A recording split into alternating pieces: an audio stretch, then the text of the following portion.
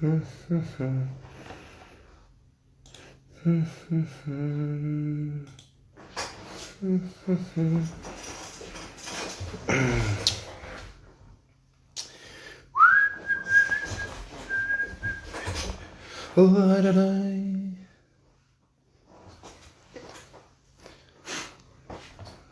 vamos lá embora.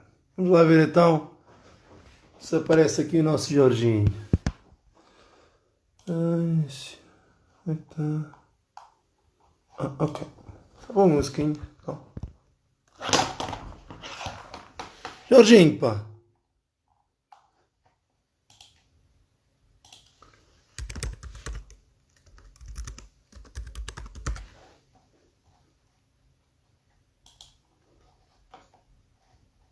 Jorginho, onde é que ele anda? Ginho! Ah, boa. Ok. Transmitir.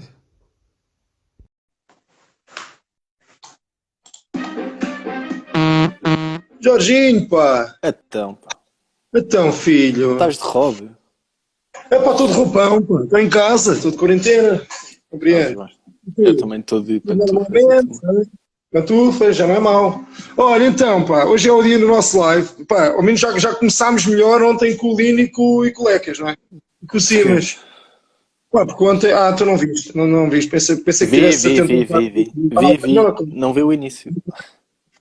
Pronto, olha, então vamos começar, ok? Se cá para ser mais fácil, em vez de seres tu a dizer o CV, é mais fácil ser eu a dizer o teu CV, que é para tu estares à vontade, não é? Que é para eu ficar Não, aqui. porque tu podes ficar assim meio à rasca de dizer as coisas que alcançaste, e assim digo eu, pelo menos, olha o Aguilar a dizer, Roupão, qual é que é o problema, pá? Um gajo não pode estar à vontade, pá. Então vá, Jorginho, vai-me corrigindo se eu estiver errado, 22 anos, Certo. fazes 23 para o mês que vem, certo?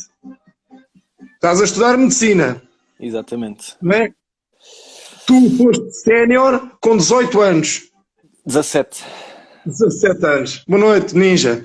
Ok. Boa noite, Ninja. Certo. Tu, campeão europeu de sub-20, finalista do Trophy sub-20, não é? Aquele célebre jogo contra o Japão, Pois. não é?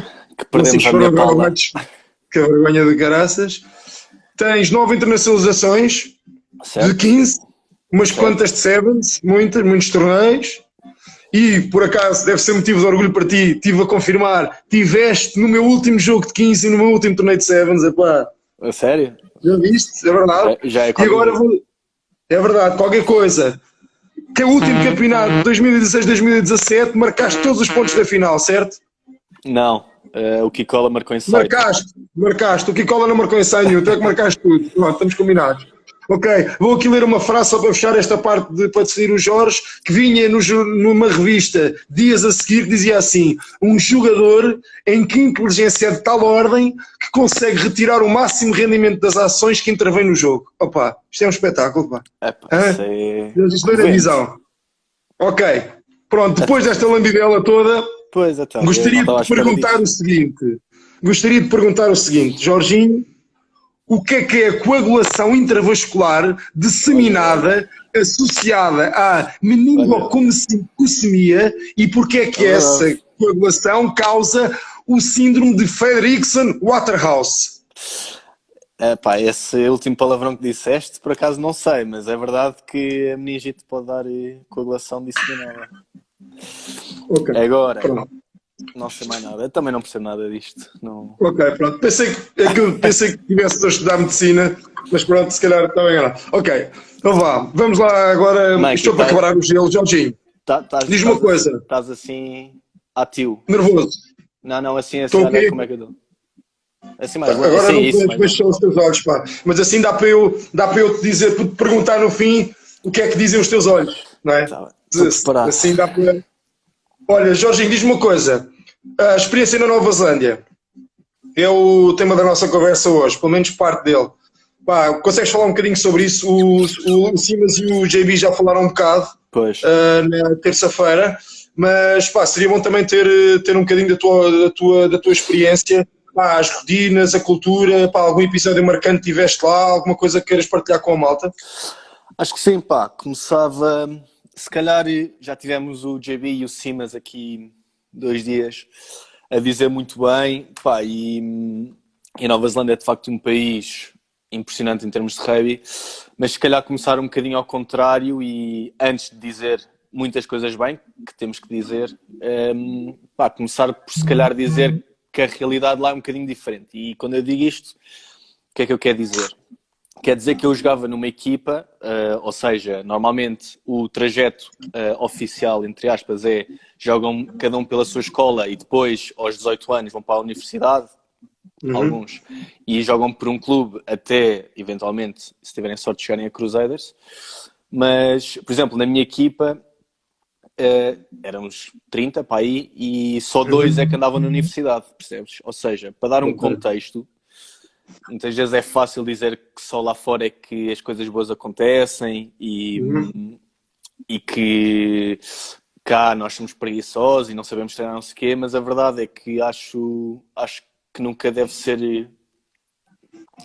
parar de dar o valor à malta que trabalha, ao Afonsinho, ao Kiko, que trabalham o dia inteiro e depois no fim do conseguem alcançar o que já alcançaram e no fim do dia vão treinar. Dito isto, acho que para começar esta conversa é importante dizer que o que os distingue de nós, e como o JB e o Simas foram dizendo um bocadinho durante estes dias, o que os distingue de nós não é uma coisa que se compra, ou seja, não é uma questão de dinheiro, não é uma questão de instalações, não é uma questão de ter bolas melhores, é uma questão de mindset, de mentalidade. Eu fui para a Nova Zelândia quando tinha 18 anos, sim, já foi há 4 anos, e fui durante 5 meses, basicamente. Como é que surgiu a oportunidade? O Damien, na altura, conhecia a mesma pessoa que me contactou o GB, que era o John Haggart, que era na altura o coordenador da Academia Internacional dos Crusaders.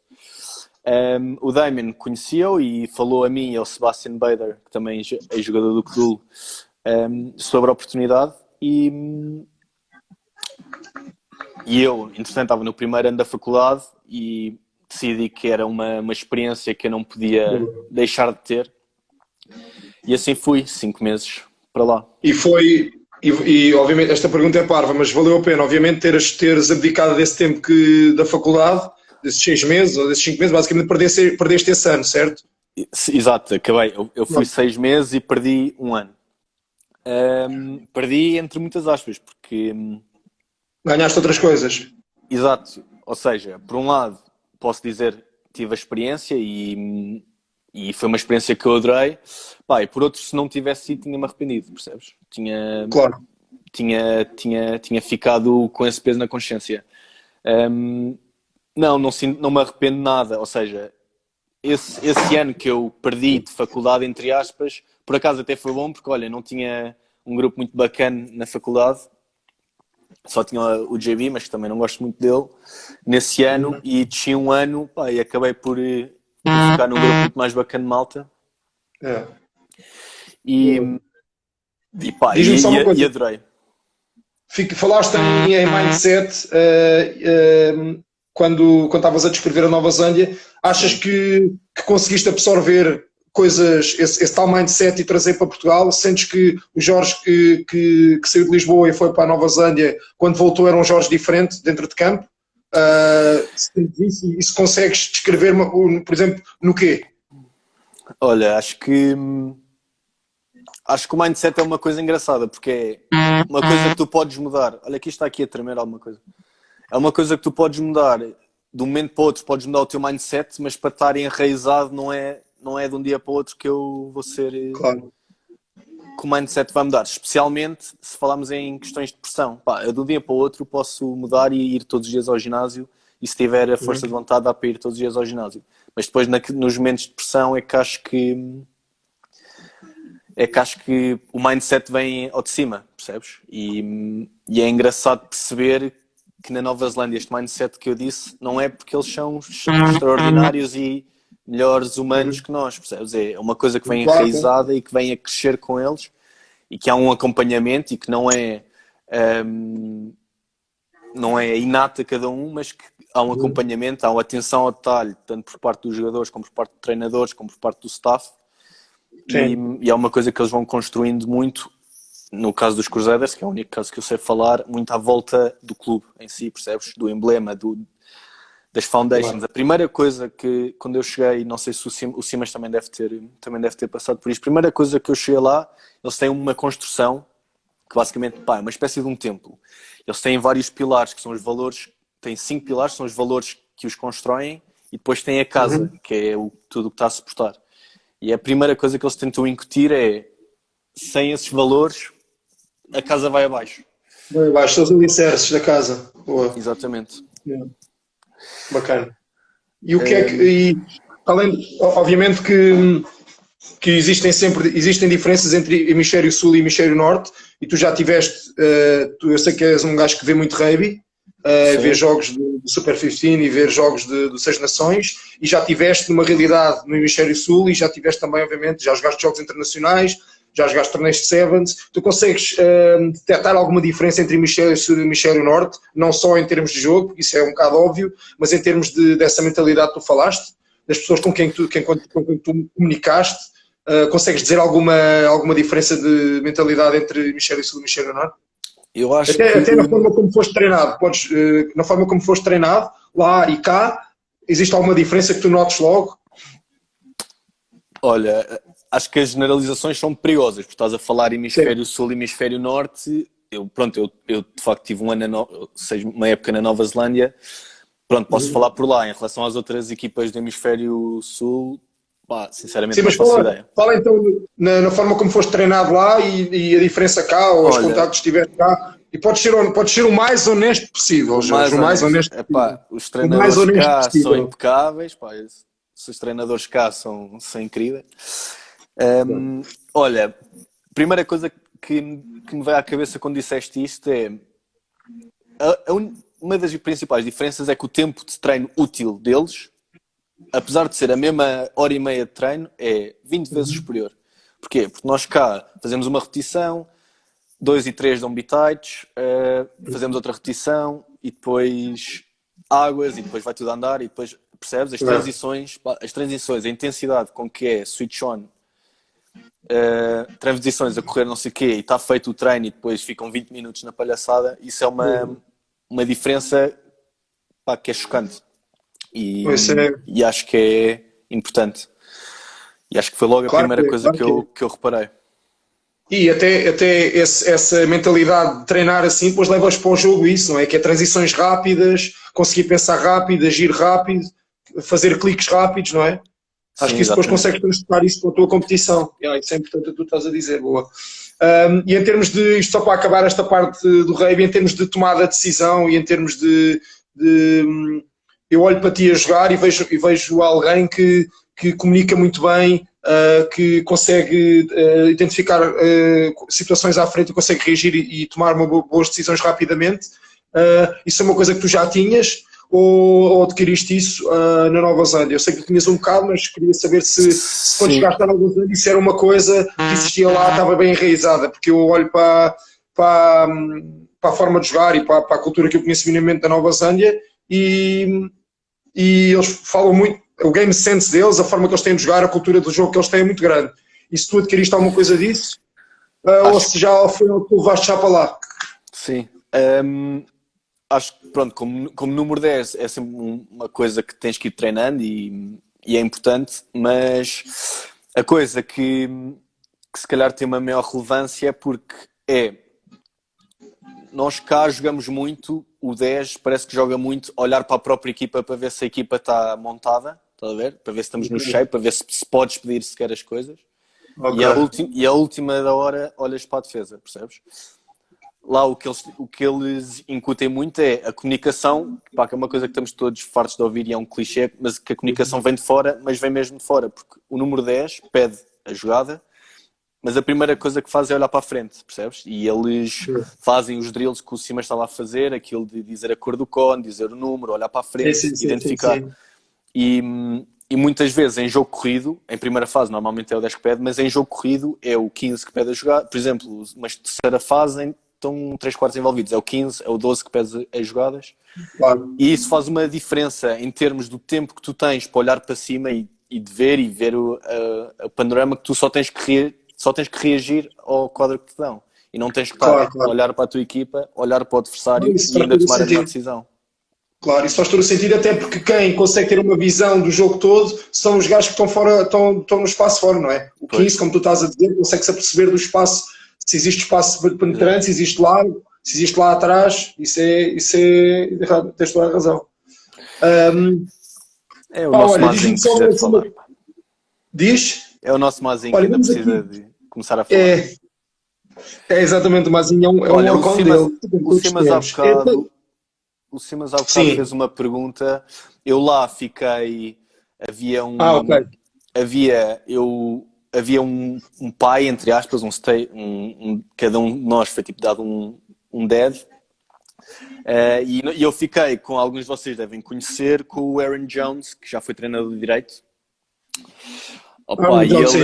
E ele acolheu-me, o Jonesy, e ele ficou comigo e com o Seb, e depois estava lá na altura a namorada, que agora já casaram, felizmente, e com um amigo dele. E o gajo é dos gajos mais engraçados que eu conheço, e se ele tiver a ouvir e perceber português, um grande abraço. O gajo estava a fazer um bom trabalho lá nas escolas, não estava lá na parte da formação dos cruzeiros. Ele era o diretor, não era bem o diretor das escolas, é uma posição que não há cá, mas ele era quase como um consultor de rugby para as escolas todas que pertencem à região de Canterbury, percebes? Ou seja, ele ajuda toda a gente os treinadores, ele vai de clube em clube, vê o que é que eles estão a fazer, dá feedbacks, tem reuniões com os treinadores e depois faz um bocado de scouting também para ver quais é que são os talentos que estão a vir. Ou seja, eu também tive a sorte de participar num desses que ele pediu. Para nós era um torneio de sub-14, só para tu ver, estavam para aí uns 100 miúdos e eles faziam equipas diferentes e 10 minutos jogavam uma contra a outra. E se nós víssemos, e eu fiquei com uma equipa, se nós víssemos algum talento, tinhas um papel onde tu escrevias. Isto com 12, 13 anos. Ou seja, com 12, 13 anos. Tu escrevias a maior qualidade, nome, maior qualidade, work on, estás a ver? E porque é que eu acho que ele merece, percebes? Isto com 12, 13 anos. Ou seja, eles começam a investigar ou a recrutar a malta muito cedo. A talentos, exatamente. Logo nessa idade. E era giro ser os jogadores a fazerem isso. Os jogadores que estão na academia. Isso é porreiro. Olha, Jorge, diz-me só uma coisa. Vamos agora aqui olhar para os nossos... Vamos aqui olhar para os comentários. Vamos aqui ver se há aqui alguma pergunta que merece ser respondida.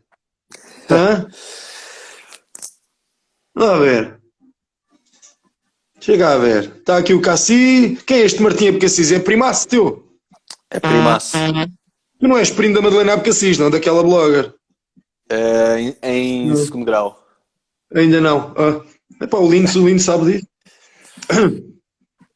Então, não há perguntas. Podiam fazer isto com os séniores, ok? Então não há perguntas, Jorginho? Olha, eu não consigo ver. Não há perguntas. Eu até posso fazer uma pergunta. Olha, diz-me uma coisa, quem é que dança melhor? És tu ou o Melga? É o meu irmão. Eu, comparado com ele, sou um desastre. Mas acho que toda a gente devia ver. Se ele estivesse aqui, ainda lhe pedia para dançar um bocadito. Mas está em casa do meu pai. Olha, está aqui uma boa pergunta. Está aqui, olha. Então vá, Gonçalo. Esta é para mim. Ok. Gonçalo, se não fosse o Jorge, tinhas feito o passe naquela final em 2007? Não tinha. Só passei porque sabia que ias conseguir marcar ensaio. Olha, melhor momento da carreira até agora. Está a perguntar aqui o grande Cajó, o irmão do Kikoela. Acho que foi a final pelo Codul, sem dúvida. Certo. Sem dúvida, acho que foi para mim o jogo mais marcante, a época mais marcante. Foi um culminar muito bom de várias coisas, tanto na seleção como no Codul. Outro, se calhar ter sido capitão em Hong Kong, acho que também foi uma grande experiência. Acho que mudou um bocado a perspectiva e pôs-me se calhar num panorama para olhar para todos os lados e ver a competição que tinha ao lado. Foi uma grande experiência e tirou muito da minha zona de conforto, percebes? por acaso nunca me vi como capitão, como material de capitão, percebes? Não sei, não... Tu já dentro de campo, a forma como tu geres o jogo é de um líder. Tu organizas quem está à tua volta, tu comunicas, isso um líder não precisa de ser Exato, é? acho que sim, acho que é diferente ser um líder e ser um capitão, pá, mas isso também é uma discussão engraçada. Acho que são coisas muito diferentes, mas que acabam por ser semelhantes na maneira como as pessoas agem, mas que, pá, capitão é uma pessoa mais do que líder. Como é que eu agora vou descalçar esta bota? Mais do que ser um líder dentro de campo, tem que ser, pá, um líder fora de campo, um líder onde as pessoas se falam e não hesita, não se questiona, percebes? E acho que é uma coisa que se constrói durante muito tempo. E acho que se fores 10 e não fores líder, ou seja, se não falares muito dentro de campo, pá, não se vai longe. Eu acho que um capitão também tem que ser uma pessoa que transforma as pessoas que estão ao lado dele, que elas sejam boas, que elas sejam melhores, não é? Eu acho que é isso que um bocado tu estás a dizer. Aqui o grande Aguilas, que apostou em mim para capitão, um tiro ao lado. É meu gosto. Olha, está aqui. Olha, esta do Faustino, eu acho que esta é boa. O que faltou à tua geração para trazeres mais jogadores aos séniores, além de ti do JB? Diz o... Não sei se existe mais alguém. O Emas não é da tua geração também? O Emanu é da minha geração também. E assim não estou a ver mais, mas depois se me lembrar... É por acaso uma coisa engraçada. Nós a crescer desde o sub-13, pá, aí nunca fomos... A nossa geração nunca foi brilhante aqui no clube. Pá. Nós tivemos o Lérias e o João Sousa como primeiros treinadores. Sim. Pronto, o JB já passou um bocado por isto, mas depois tivemos o Paulo Silva, o Nuno Mourão, depois o Simas no Sub-23. Pá, acho que... Fábio não é da tua também? Não, é do ano acima. É do ano acima. Acho que... Não sei, acho que os resultados só por si não cativavam mais malta a entrar, percebes? Ou seja, essa é a razão pela qual se calhar nem tanta malta entrou, só que parecia que levávamos um bocado mais na brincadeira, percebes? E havia muitos grupos e era só brincadeira nos treinos, e acho que depois associada a maus resultados e depois a malta estava ali a meio, depois veio a universidade ou os exames nacionais de 11º ano e pronto, e a malta acabou por sair. Boa, ok. Olha, ok, pronto, o Vilac está a fazer mais ou menos a mesma pergunta que podia ter feito para mais jogadores da tua geração. Pronto, tu já disseste, pronto, tu identificaste mais ou menos, mas eu acho que passa um bocado por isso que tu estás a dizer, é ser um bocadinho mais sério nos treinos, se calhar criar alguma ambição na equipa, não é? Sim. Para depois os jogadores se sentirem mais motivados e conseguirem chegar a séniores. Boa.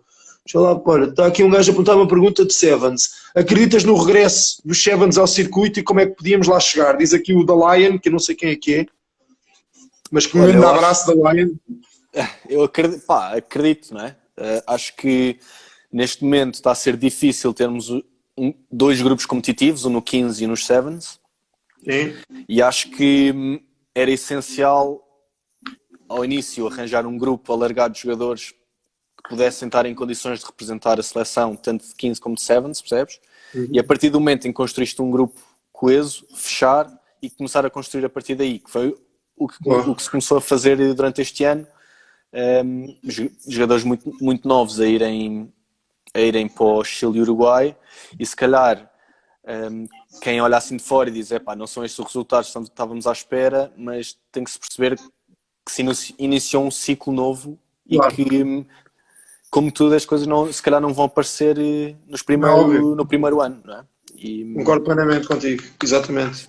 É um processo que demora tempo, não é? Não é 1 ou 2 anos, é 2, 3, 4, 5, demora tempo, não é? Às vezes até nem são os jogadores que começaram que vão acabar esse processo, não é? Sim, acho que sim. Concordo plenamente contigo, boa. Mas nunca descuidando a exigência, percebes? Ou seja, não temos que ser complacentes e pensar, foi só o primeiro ano, percebes? Temos que... Exatamente. Sim, os níveis competitivos têm que estar sempre lá em cima, não é? Exato. Olha, está aqui o Chico Pedro a perguntar qual é que é o animal mais forte do mundo e o que é que come. E a resposta, já tivemos inúmeras discussões sobre o animal mais forte do mundo. Monkey, quem é que ganhava? Tu ou um Silverback Gorilla?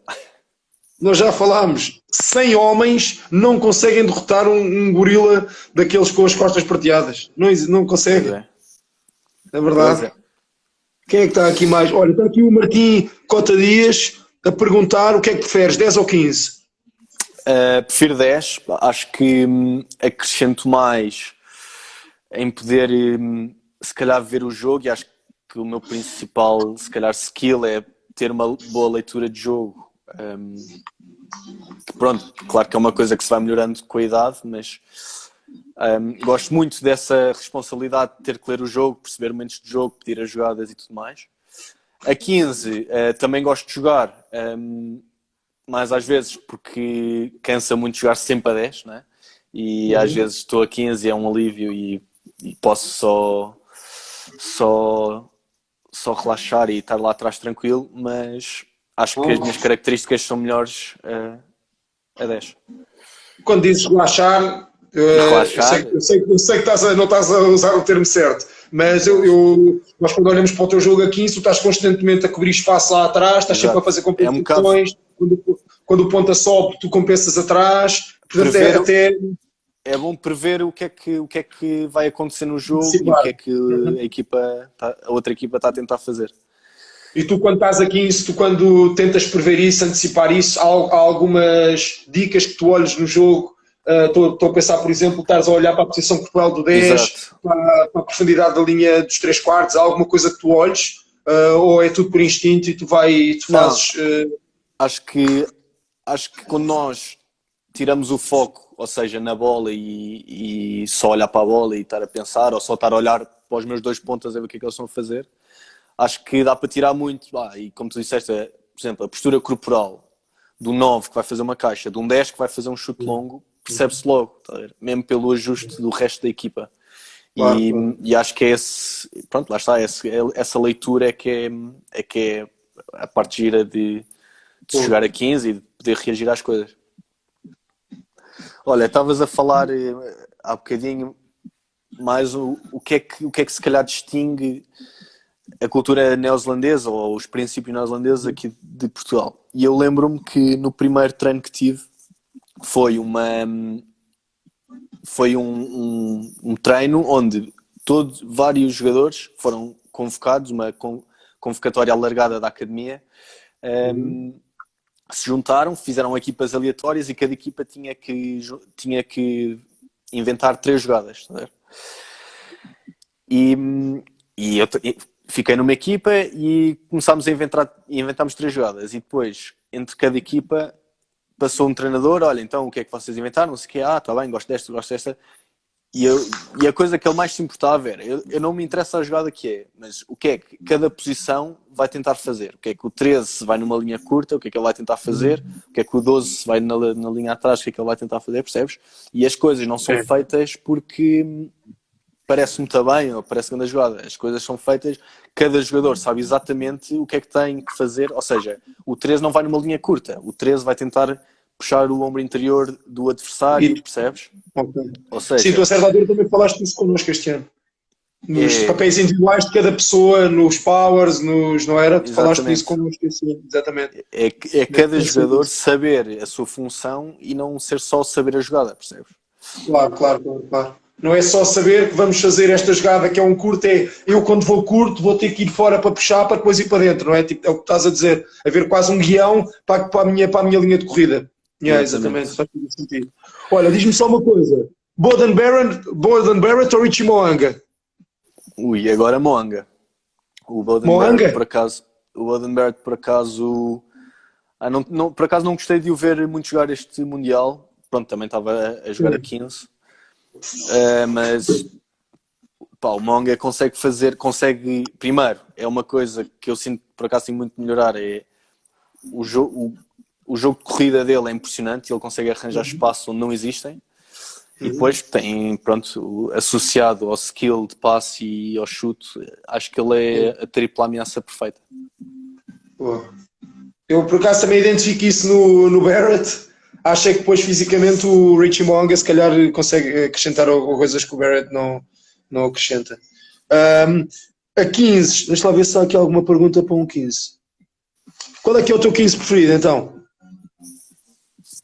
Número 15? Sim. Ui. Deixa-me pensar. Não sei. Ben Smith, talvez. Quando jogava. Agora o gajo estava tudo lixado, mas era impressionante porque eu olhava para ele e ele não é um jogador fortíssimo, não é um jogador rapidíssimo, mas não se destaca pela sua velocidade e passa sempre e parece que consegue sempre safar-se das situações. Parece estar sempre no sítio certo, à hora certa, não é? Incrível nos skills aéreos. Olha, se calhar era bom contar um bocado do meu dia-a-dia lá. Não? Boa. Que acabei por não contar há bocado. Basicamente, acordava todos os dias de manhã, eu treinava na Academia Internacional, ou seja, era um conjunto de jogadores. Havia uns argentinos, 2 escoceses, que por acaso um deles jogava no London Irish e joga agora nos Glasgow Warriors, e jogam os dois na seleção de Sevens, estão agora a fazer o circuito.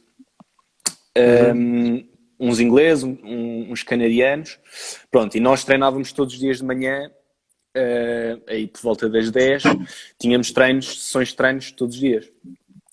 Treinávamos, por exemplo, na altura ainda era o Blackadder o treinador, e tínhamos várias vezes treinos com o Scott Robinson. Com o próprio. Com o próprio. Ou seja, é engraçado porque ele é completamente lunático. Quem fala com ele 2 minutos percebe que ele é completamente maluco da cabeça. Ele vive aquilo de uma intensidade, ele é obcecado pelos pormenores e pela técnica e se não fazes, e se tu por acaso não percebes, ou és teimoso, ou não estás a fazer o que ele quer, ele passa-se e expulsou um jogador do treino por não estar a fazer o offload, percebes? Sim. Mas depois é o primeiro na palhaçada, é o primeiro a mandar vir e a gozar com a malta e a pôr o ambiente, percebes? Sim. É engraçado. Uma cultura de grupo, não é? Sim. É engraçado porque a sensação que eu fiquei foi: este gajo é completamente tarado da cabeça. Mas depois, pronto, era brilhante, está a ver? E pronto, e tínhamos muitos treinos, treinos específicos de posição, por exemplo, quem era número 10 ou número 9 ia treinar jogo ao pé, tínhamos treino específico de passe, estávamos sempre a fazer competições entre nós, estás a ver? Que era uma coisa muito boa, porque ao fim e ao cabo metia um bocado o elemento de pressão. E pronto, e depois todas as semanas treinávamos 2 vezes com a academia mesmo dos Crusaders, que agora que é a malta que está a dar cartas, que é o Brett Cameron, que é o Will Jordan, que é na altura o George Bridge, o Pete Samu. Eles não estavam na academia, mas como não estavam a jogar sempre no coisa, às vezes entravam connosco, estás a ver? Treinavas com essa malta toda? E treinávamos com eles todos. O Tom Christie, que o Simas falou ontem, essa malta toda estava a treinar na academia. E eles vinham todos os dias a seguir, assim, ao fim da tarde, eles deviam ter outras coisas para fazer. Ao fim da tarde vinham para a academia sempre, quando não iam para o clube. Claro, eles só treinam. É engraçado porque os clubes só treinam 2 vezes por semana. Mesmo a divisão principal deles, amadora, percebes? E o ITM só treina 2 vezes por semana, não? Não, ITM é mais no fim do quando acaba o Super Rugby. Mas, ou seja, eles têm, eles têm o campeonato de clubes sénior, que é a divisão 1, e depois têm a ITM, ou seja, que é o squad que tem contrato com a Canterbury, e depois tem o squad dos Crusaders, percebes? Diz-me só uma coisa, tu dessa malta que tu nomeaste, falaste no Will Jordan, falaste no Good Hugh, também treinaste o Good Hugh também estava lá. Eu treinei, eu tive a sorte de fazer foi 1 semana e meia de treinos mesmo com os Crusaders, ou seja, eles levaram um grupo de 26 jogadores para fazer tour na África do Sul, e o squad, que tem 30 e muitos jogadores, talvez 40, o resto ficou cá, estás a ver? E eu nessa semana, como eles precisavam de números, integrei mesmo os Crusaders e estava a treinar com eles e treinei, por exemplo, com o Israel Deg, que estava lesionado, com o Murray McKenzie, com o Mitch Hunt, percebes? Com essa malta toda que na altura ainda estava, que ainda estava, ainda não se tinha afirmado, percebes? E acho que é uma experiência impressionante, porque a facilidade com que tu consegues resolver uma situação quando tens jogadores tão bons à tua volta é impressionante, e parece que te tiram a decisão, a tomada de decisão, percebes? E é isso que estás a dizer. Tu quando treinaste com eles, treinaste a que posição? A 10? Sim, a 10. A 10. Não, e se calhar é isso que tu estás a dizer, o que falaste no início, que era, a certa altura tu estás rodeado de pessoas que te ajudam a tomar decisões, não é? Por isso é que era tudo muito mais fácil. Tens o 12, tens o 13, que te ajudam a comunicar, que identificam o espaço, não é? É isso que tu estás a dizer. De repente, o teu trabalho passa, em vez de ser organizar tudo, que eu acho que é um bocadinho a ideia que nós temos de um 10 cá em Portugal, que é o 10 é que organiza tudo, para ser um gajo que executa a comunicação que veio de fora, não é? É, exatamente, pá, e ser mais um decision maker e não tanto um organizador, percebes? Claro, exatamente. Olha, está aqui o Gordon a fazer-te uma pergunta porreira. Hey Gordon! Olha o Gordon. What was the difference between the special players and the average ones? Responde em português, ele depois... No, I can speak in English for Gordon, but just this once. I think that it's just, in one term, it's work rate, because as much as you train, you can train a lot in every single training session. The best players would be doing 10 passes each side, and it's easy to say this, and everyone in Portugal is thinking, oh, so inspiring, 10 passes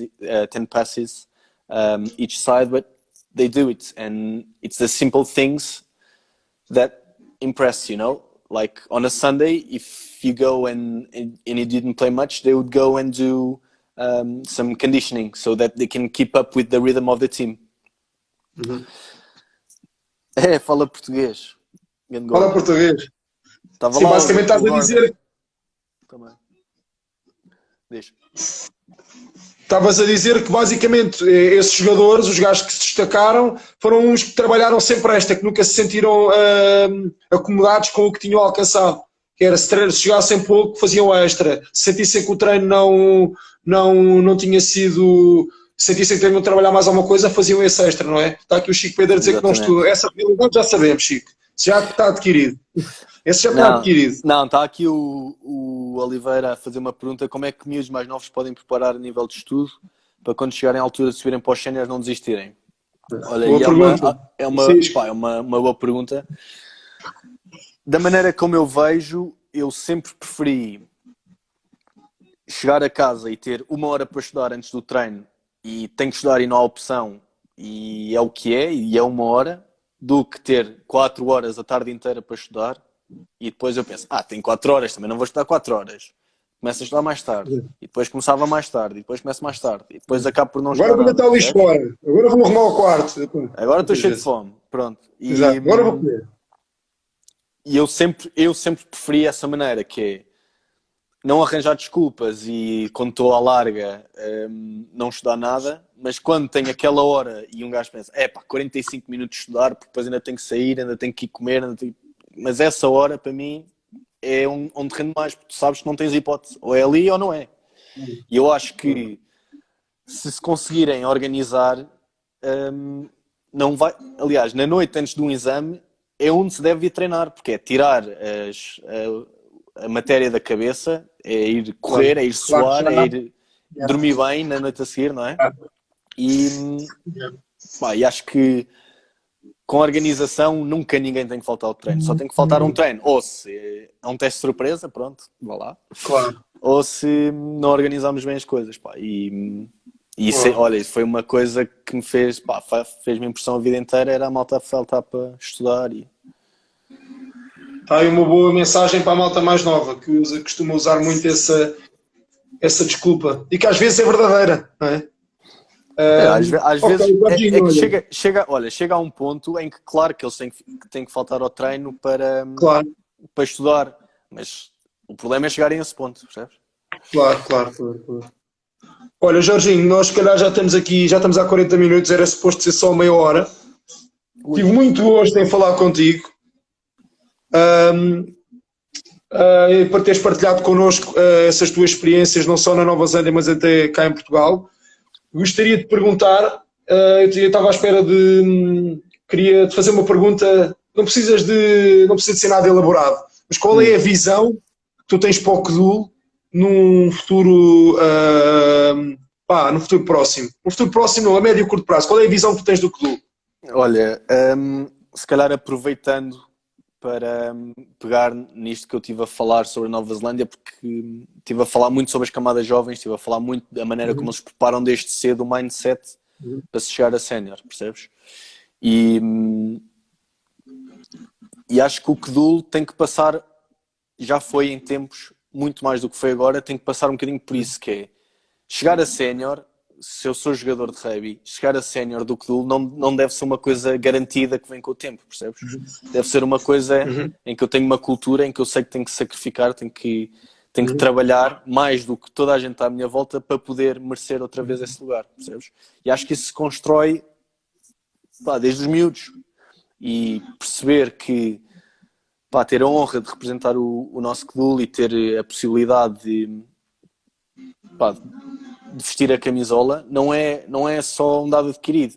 E no outro dia disseram, estava a ver o live, já não me lembro se era do GB ou do Simas, e falaram sobre o facto do sub-18, da malta subir do sub-18 e se calhar ficar impaciente se não for sénior no primeiro ano, percebes? E acho que é uma mentalidade que se tem que construir, que é, eu vou jogar quando trabalhar para isso e quando conseguir ser melhor que os outros, percebes? E tem que ser tudo à volta do Kudul e não à volta do individual, como às vezes pode acontecer. Por isso acho que se nós construirmos uma imagem do nosso Kudul, que é uma coisa forte, que é uma coisa com sentido, acho que os resultados, acho que a dedicação, acho que os números nos treinos, isso vem por acréscimo e vem a seguir. É tratar um bocadinho antes da consequência, não tratar as consequências. Porque é que nós temos poucos números? Não é tratar a consequência, é tratar um bocado antes, percebes? Claro. Acaba a quem está nos séniores, jogadores, treinadores, staff, tudo, meter uns parâmetros tão altos que a malta de baixo queira mesmo chegar lá acima. Eu tenho que trabalhar para chegar àquele nível. Boa, Jorginho, grande mensagem, pá. Olha, Jorginho, muito bom, pá. Obrigado. Grande abraço, espetáculo, pá. Malta, obrigado. Abraço, Jorginho. Um abraço. Adeus.